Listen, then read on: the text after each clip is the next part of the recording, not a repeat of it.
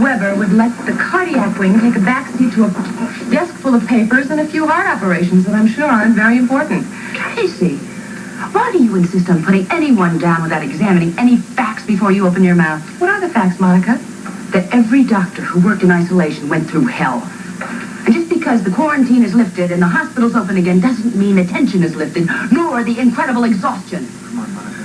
Come on now, you've made the point. Well, if you are an example of just how tense and exhausted the epidemic team still is, I'd say you made your point when I saw you getting on the elevator going home to Ellen, and you've been making the same point ever since. And if you'll excuse me now, I'm going to my office to get some work done. Monica, I'm sure that Mother will understand if you still like to get away from... No.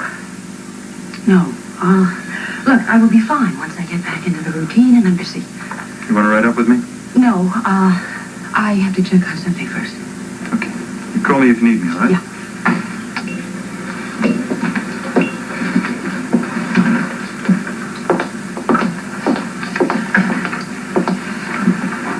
Jessie? Oh, yes. After Steve made the announcement about the quarantine being lifted, Dr. Lombard wanted people on 5 to sign some special health department sheet. Oh, well, that rule is still in effect, Monica. Anybody going up and down has to sign in and out on the timesheet. Well, I'm afraid I didn't sign out when I left. But you're okay.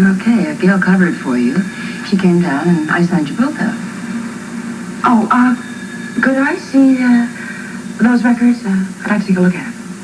Well, the original is downtown at the health department office, but there is a duplicate, I think, in Steve's office. Do you know if Gail's in the hospital yet? Should be in her office. She came in early to see Lee. You want me to get her for you? No, Jessie. I have to pass her office anyway. I'll take my chances. Okay, have a good day. You too. Oh, Monica, listen. If you do go back up to 5, please remember to sign in and out. Jessie, what am I going to tell Dr. Gonzalez about Dr. Weber? I promised that I'd get right back to him. I have to. Well, you heard what Rick said. She may be in later. Jessie, come on. He's going to think I didn't even check if I give him an answer like that. Especially about somebody like Dr. Weber, who's so on time and responsible all the time. Well, don't worry about any of that. Just tell him what you know, okay? And if anybody wants me, I'll be in Steve's office because I have to see Dan. Give him the sign-out sheets from yesterday so I can forward them to Dr. Lombard. I'll take care of things here while you're gone. Will you please call Dr. Gonzalez, Bobby? You sounded frantic. But I still am. Well, I can't let it show. First priority is to get my life back in order, if that's still possible. Well, you're back in the hospital in cardiology again. That's a step in a direction towards normalcy, isn't it? Look, Gail, I know you meant well, and I'm not blaming you. But you never should have sent Rick after me when I ran out of here the other night. Monica, I had no choice. You were hysterical. You wouldn't listen to a word I said. And when I saw Rick down in emergency, I asked him to follow you and try to put some common sense in your head. I said, Gail, I'm not blaming you. Well, apparently you got home all right. Yeah, 6 hours later. What did you just say? I said 6 hours later, when the sun was coming up. That's why I didn't want you to tell anyone about when you signed me out. Was, Rick with you all that time? Yeah. You're right. I was hysterical. In fact, I was a lot more hysterical than I thought I was. So Rick was driving me home. We stopped along the harbor. I jumped out of the car. I ran down to the water, and he followed me. He calmed me down. And then we went into this little fishing shack. And he lit a fire so I could get my clothes dry. I know what you're thinking. But nothing happened. Nothing. Right? I know I don't sound very convincing because quite frankly, I don't even believe it. But nothing happened. I can believe you, Monica. I just wonder why all this secrecy about what time you left the hospital if you have nothing to hide. Oh, Gail, come on. If I told Alan that Rick and I spent 6 hours down at the beach in some shack, he would be so furious he would... Well, he would never believe I didn't sleep with him. Well, I think you are underestimating your husband. No, I'm not. No, because yesterday, Gail, he told me that while Rick and I were in quarantine, his jealousies were stronger than ever before, and he had to do everything in his power to control them. But obviously he did. And so did you. I mean, to spend all that time with Rick alone and let nothing happen. Monica, don't you see? I mean, no matter what you think, Alan is still the center of your life. You love him. Nothing's changed. I love Alan with all my heart, yes, Gail. But everything has changed. My life is never going to be the same again. Ever. Monica. Hi. Are you busy? The usual. If you have a minute, I think there's some things we should talk about. Don't you? Oh, what did you want to talk about? About us.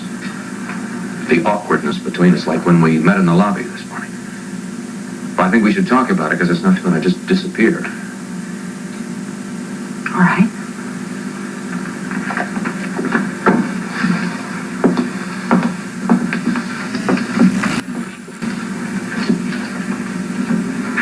It's the first time we've been alone since you brought me back to my car yesterday morning. Is that what you wanted to talk about? No, I would like to talk about what we felt that night that can ruin both our lives if we let it.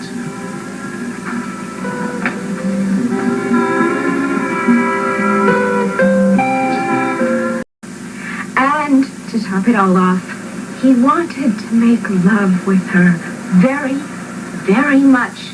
Now, he told me that. I'm not making that up. Those are his words. But he didn't. Maybe he should have.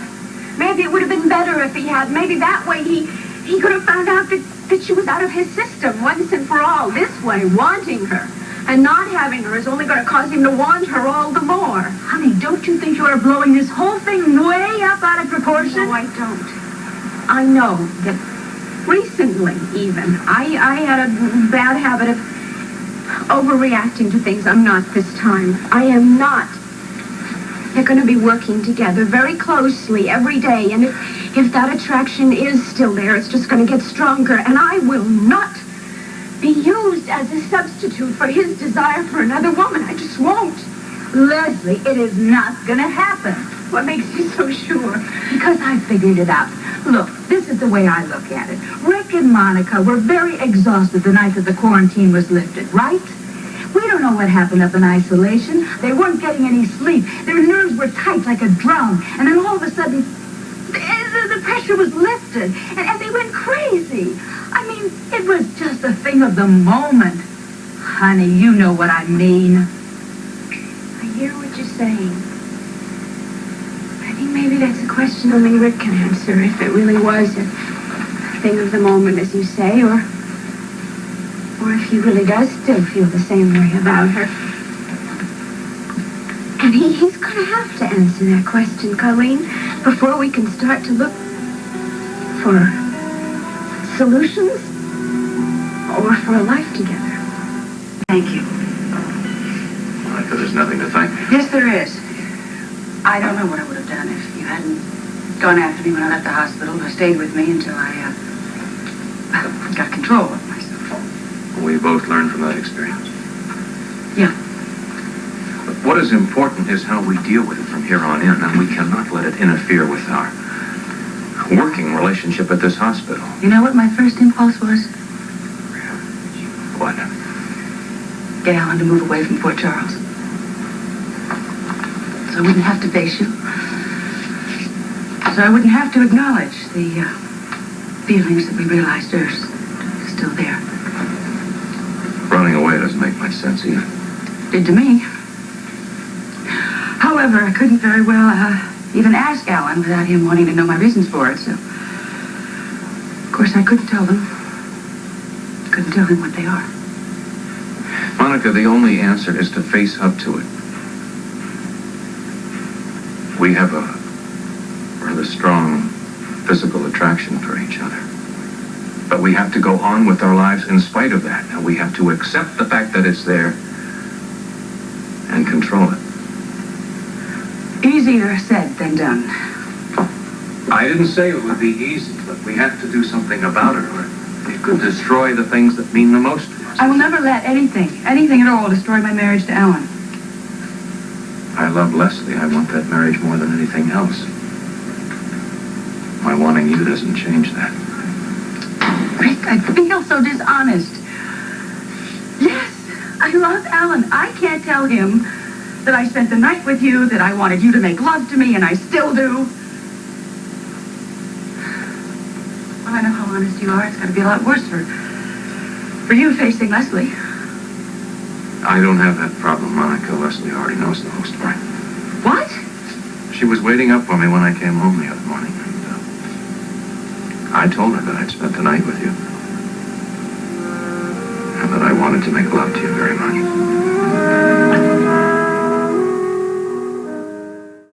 It means that he trusted you enough to let you know what his feelings were, knowing that you would understand them and that you could go right on with your marriage. Unfortunately, understanding and accepting are not the same thing. Oh, Lesley, if every marriage broke up because a guy looked at another woman, there wouldn't be any marriages left. No, Colleen, this is a very, very different story. And it's a very old story. They were lovers. They had a very strong chemistry, which obviously never ended. But it is ended now. No, it isn't. Yes, it is. Rick and Monica spent the night together and nothing happened. Rick does not love Monica. Rick does not want to marry her. He does not want to share his life with her. If he did, he would have done it years ago when they first had that affair when you told me about that. Rick loves you, Lesley. I've learned something in working with Dr. Casorla, that emotions are not necessarily always logical. The important thing is to acknowledge them and to express them. And I feel hurt and angry. And I will not lie in bed with him and let him make love to me and know that he would rather be making love to Monica. Okay, then so what are you going to do? I don't know. That's something new for me, too, because I'm the one who always had to feel that she knew the answer for things. Well, I just don't right now. That's it. I don't. That's the way things are. I thought if I could get away from him, I'd be able to sort things out, but I still don't know anything except that I'm hurt and that it's no easier to deal with today than it was yesterday. Oh, honey, listen. You can stay here as long as you want to. You know that. Yes, I do. But I can't. I have to go back and face the situation, which is that Rick wants Monica very much. Oh. Now then, what the hell am I going to do to deal with that? What did she say, Rick? And how did she react? She was shocked, hurt, angry. How are you dealing with it? We're not, because she's run off someplace. Where? I don't know. She locked herself in her room. She wouldn't come out. She did not want to discuss it. I went downstairs and I fell asleep on the couch. Laura woke me up to tell me that she had just seen her mother drive off in the car with a suitcase. Why, you haven't heard from her since? Well, she called once yesterday to let us know that she was all right. Still wouldn't discuss it, and she refused to tell me where she was. I'm sorry, Rick. I am too, but at least it's out in the open now. And when Lesley is ready, we'll face it. Well, I know Alan couldn't face it. He'd never be able to cope with it. Aren't you being a little hard on his ability to understand and forgive? No. No, not in this area, Rick, because I know Alan very well.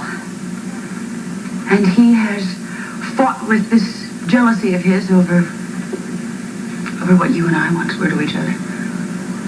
He could never believe, nor would he ever forgive me if he found out what happened that night. Rick, he would never believe we didn't sleep together. It would destroy our marriage if he ever finds this out. I hope it doesn't destroy mine. Guess I'll just have to wait until Lesley comes home.